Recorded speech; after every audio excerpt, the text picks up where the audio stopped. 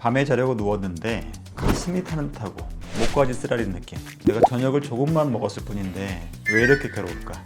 역류성 식도염이 있는 분들 다들 이런 경험이 있으시죠? 오늘은 식도염 환자에게 진짜 중요한 두 가지, 바로 수면 전의 습관과 잠잘 때의 자세, 과학적으로 여러분에게 정리해드리겠습니다. 오늘 밤 이 자세 하나만 바꿔도 내일 아침이 훨씬 편해질 수 있습니다. 안녕하십니까? 저는 장편한 의사 김영성입니다. 밤 9시에 저녁 먹고 바로 누웠다가 가슴이 화끈화끈한 적이 있으신가요?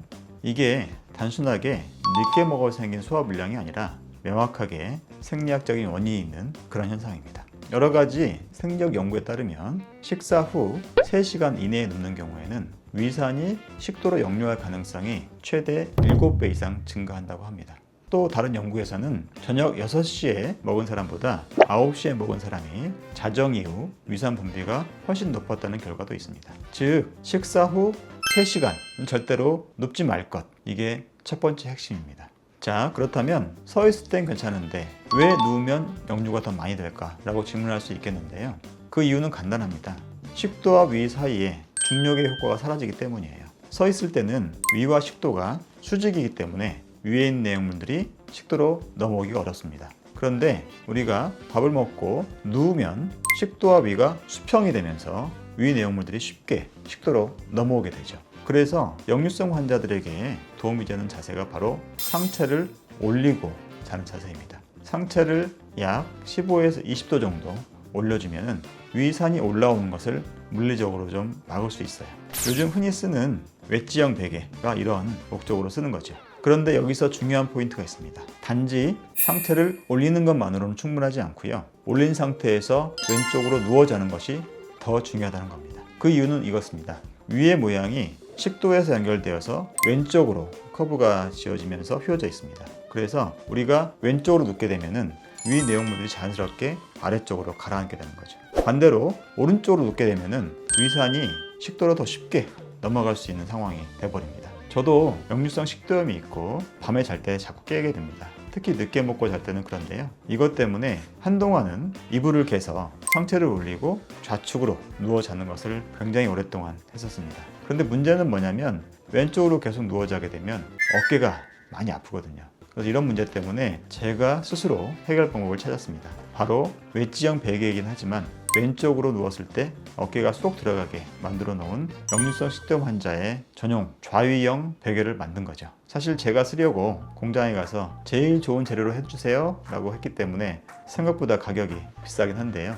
실제로 제 환자분 중에서는 이 제품으로 밤에 먹던 약을 중단하신 분도 있었습니다. 특히 이런 환자들 중에서 임산부들, 제가 예전에 몰랐는데 이 베개를 만들고 나니까 가장 반응이 좋았던 분들은 임산부들이었어요.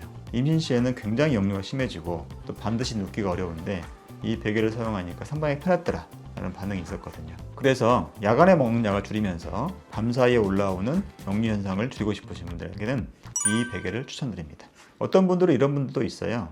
나는 밤에는 괜찮은데 점심 먹고 나면 속이 불편해요. 이런 분들도 있거든요.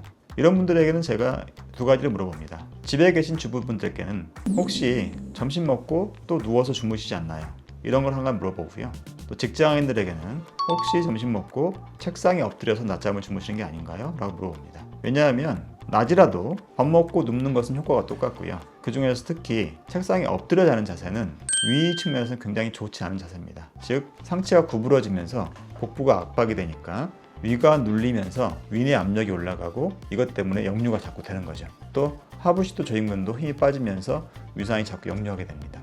특히 몸을 앞으로 숙인 자세에서 역류의 빈도가 더 증가한다는 연구가 있기 때문에 밥을 먹고 책상에 엎드려 자거나 또는 식후에 바로 몸을 구부려서 일을 하게 되면 식도 역류가 더 증가할 수 있습니다. 정리하면 식후에 낮잠, 엎드려 자기, 몸 숙인 자세로 일하기, 이런 모든 것들이 역류를 유발할 수 있는 것입니다.